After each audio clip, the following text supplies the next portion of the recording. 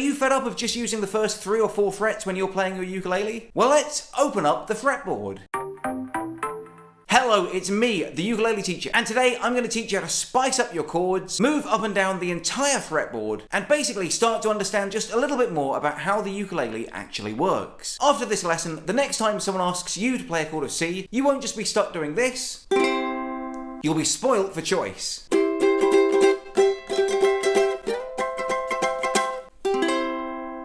And the crazy thing is, if you're watching this video, then the chances are you probably already know the chord shapes that I'm going to teach you. What we're going to learn today is something that on the guitar is called the C-A-G-E-D method, the caged method, where you repeat certain shapes up and down the fretboard to make new chords. But guess what? On the ukulele, it's even easier than that. Do you already know the chord of C? Do you know the chord of A?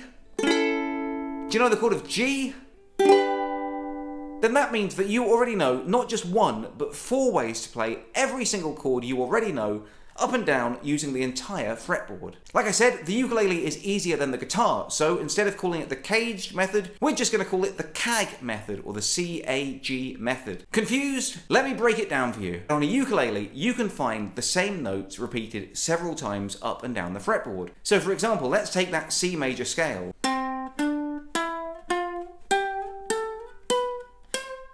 Or you can play it like this.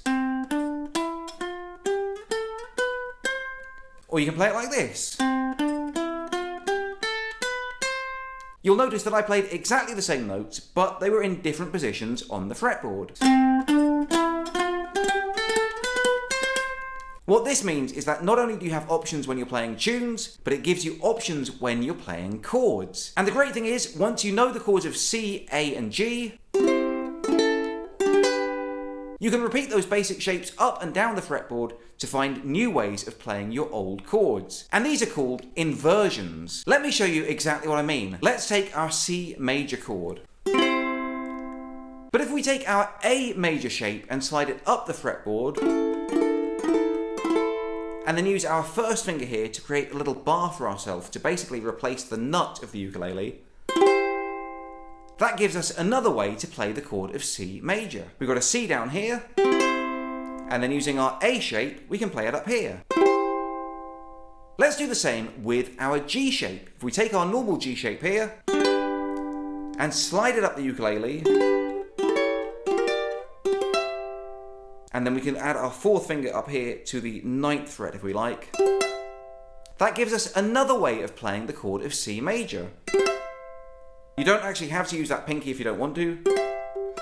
It just gives it a slightly fuller sound if you like. Now we've got 3 ways of playing the chord of C. We've got our C shape here, we've got our A major shape here on the 3rd fret, and we've got our G major shape up here on the 7th fret.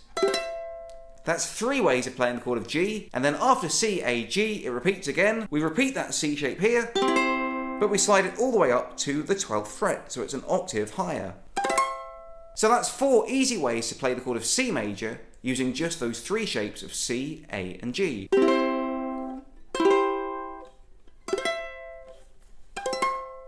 If this video is blowing your mind and telling you stuff that you never realised you already knew, then why not do me a favour and give this video a cheeky little thumbs up. Also, why not go ahead and hit the subscribe button and turn on the notifications so you never miss a lesson. But now let me tell you the big secret about the C-A-G method that is going to explode the fretboard wide open for you. It works with every single chord. Let's pick a chord at random, even one we haven't already done. Let's say D. We'll start off with our D shape here. But look at that. Do you notice what it actually is? That is the chord of C, but slid up 2 frets. So we're already starting with a C shape. After C, we've got our A, so let's get our A shape, and that gives us another way of playing the chord of D. Then we go to our G shape up here, and then we've got our octave shape on the 12th fret, or in fact it'll be the 14th fret with our bar here. So we've got 4 ways now to play the chord of D major, starting with our C shape down here, then our A shape up here, then our G shape over here, and then we repeat the C shape up here.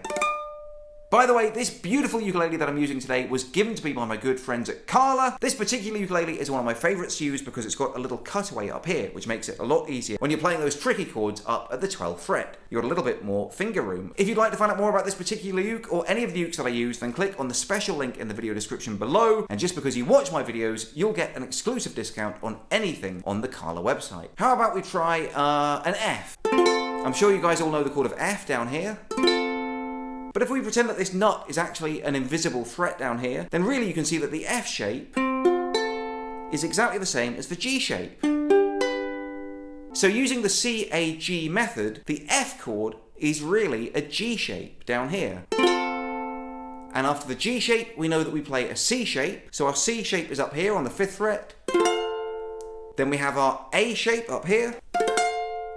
And then we go back up to the 12th fret where we repeat that G shape.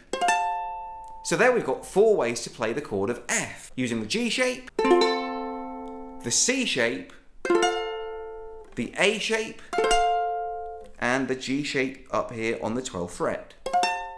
Whichever chord shape that you start on, you know that you're always going to be playing them in the same order, C, A, G. So if you start with the C shape, you know the A will be next, and then the G, and then you start again with a C. And if you start on the A shape, it'll be an A, followed by a G, followed by a C, and then back to the A shape again up here. If you start on your G shape, it'll be a G, a C, an A, and back to the G.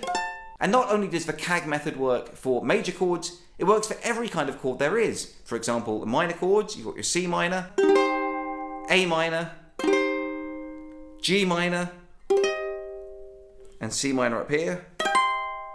Or even a 7th chord, C7. You can do your A7 shape. You can do your G7 shape.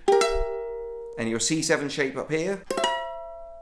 It works for every single variation of every single chord. You just basically need to know your C, your A, and your G, and then you can find them all the way up and down the fretboard, and that'll give you loads and loads of variations of all the main chords.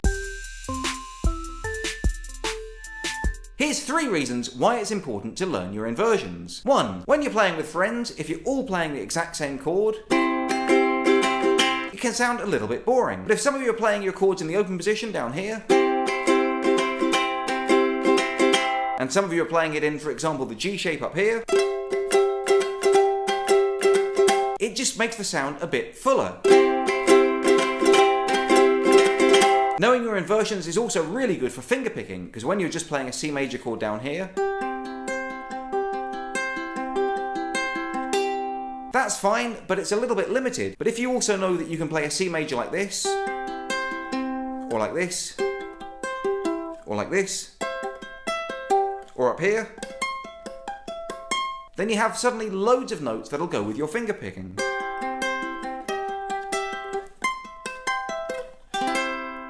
And reason number 3, it can make it easier to jump from one chord to another. For example, if you're playing a chord of E7, and you want to go to a chord of A,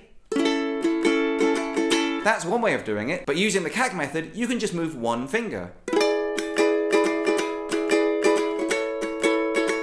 To go from an E7 to an A major. And reason number 4, the bonus lesson why CAG is important, is that it just helps you learn a bit more about the fretboard and how everything fits together. The more comfortable you are moving up and down the fretboard and knowing what it is you're playing, the better a ukulele player you will become. So your homework this week is to go ahead and find one of your favourite songs with some easy chords, but instead of playing them all in the open position like this, swap out some of the chords to use some inversions. It'll give your favourite songs a new lease of life and you'll become a much better player. Also, you'll be a lot more comfortable jumping up and down the fretboard. I've been the ukulele teacher. If you have any requests for future lessons, then let me know right now in the comments below. Otherwise, until next time, I love you all and I wish you the best.